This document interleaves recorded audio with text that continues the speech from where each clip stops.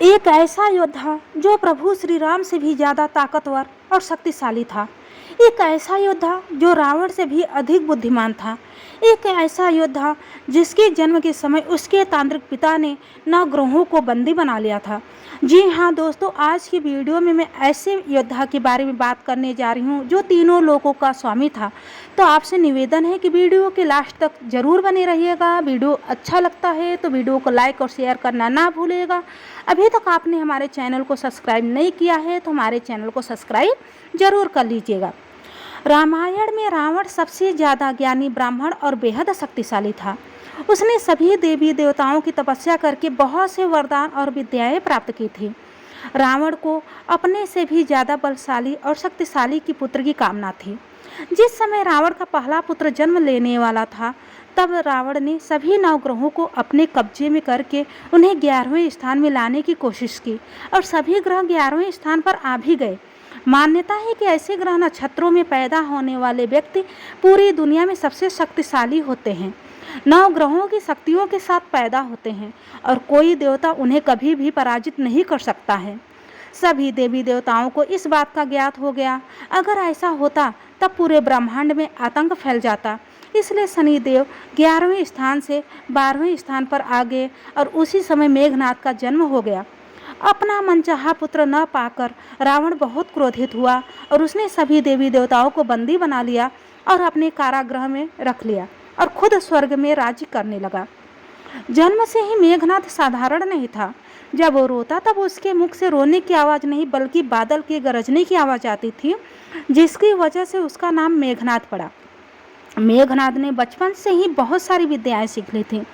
एक बार सभी देवताओं ने रावण के कब्जे से निकलने की ठान ली और वह फरार हो गए, लेकिन जाते जाते रावण को दंड देने के लिए अपने साथ लेते गए। जब यह बात मेघनाद को पता चलती है तो वो भी उनके पीछे जाते हैं और सभी देवताओं को पराजित करके यहाँ तक कि खुद देवों के रक्षक कार्तिकेय को भी अपने सामने नहीं टिकने देते हैं। मेघनाद और इंद्र के बीच घमासान युद्ध होता है, जिसमें इंद्र ने हार मान लेती है। उसके बाद मेघनाद का नाम इंद्रजीत पड़ जाता है। मेघनाद और रावण ने इंद्रदेव का वध करके खुद उनके सिंहासन पर बैठने की ठान ली, जिसके बाद खुद ब्रह्मा स्वयं प्रकट हो गए और मेघनाद को कहा कि वह इंद्र को छोड़ दे। लेकिन जिद्दी मेघनाद इतनी आसानी से मानने वाला नहीं था। मेघनाद ने कहा, मैं इंद्र को तभी छोड़ूंगा जब आप मुझे अमरता का वरदान देंगे। यह बात सुनकर ब्रह्मा जी बोले, किसी को भी अमरता का वरदान देना सृष्टि के नियम के विरुद्ध है। मैं यह वरदान नहीं दे सकता। लेकिन ब्रह्मा जी ने मेघनाद को वरदान दिया कि अगर तुम अपनी कुल देवी निकुंभिला का तांत्रिक यज्ञ करोगे, तब उस यज्ञ कुंड से एक दिव्य रथ की उत्पत्ति होगी। उस रथ पर विराजमान होकर तुम अजय हो जाओगे। यदि यज्ञ भंग हुआ तो तुम मारे जाओगे। मेघनाद को केवल एक ही व्यक्ति मार सकता है जो 14 वर्ष से नहीं सोया हो। यह वरदान पाकर मेघनाद बहुत खुश हो गया और इंद्र को छोड़ दिया। मेघनाद ने अपने असुर गुरु शुक्राचार्य से शिक्षा और विद्या हासिल की और उनके साथ रहकर बड़े बड़े यज्ञ करके देवताओं को प्रसन्न कर लिया था और बहुत सारे वरदान प्राप्त कर लिए थे। 13 वर्ष तक की आयु में मेघनाद के पास ऐसे दिव्य अस्त्र थे जो ब्रह्मांड में किसी के पास नहीं थे। लेकिन मेघनाद इतने में संतुष्ट नहीं था। रावण के कुल की देवी माँ निकुंभला है। माँ निकुंभला माँ दुर्गा का ही अवतार है। एक बार जब विष्णु जी ने हिरण्याक्ष का वध करने के लिए नरसिंह अवतार लिया था, तब हिरण्याक्ष का वध करने के बाद भी नरसिंह शांत नहीं हुए और अपने क्रोध से आतंक मचाने लगे। तब सभी देवी देवताओं ने महादेव के पास जाकर प्रार्थना की। महादेव ने सरभ अवतार यानी सिंह और पक्षी का अवतार ले लिया और नरसिंह से युद्ध करने लगे, लेकिन दोनों के युद्ध का कोई परिणाम नहीं आ पा रहा था। तब थक हार कर सभी देवी देवता माँ पार्वती यानी योगमाया के पास पहुँच गए और उनसे विनती की कि इस युद्ध को रोक दे। तब योगमाया ने आधे सिंह और आधे मानव का रूप लिया, जिनका नाम निकुंभला पड़ा।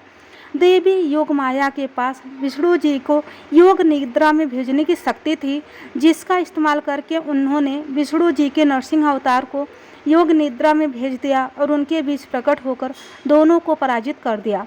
माँ निकुंभला देवी का आधा सिंह वाला रूप शिव और विष्णु की विनाशकारी शक्ति रखती है और उनका मानव रूप अच्छे और बुराई के बीच संतुलन रखता है। इस तरह दोनों के बीच का युद्ध खत्म हो गया।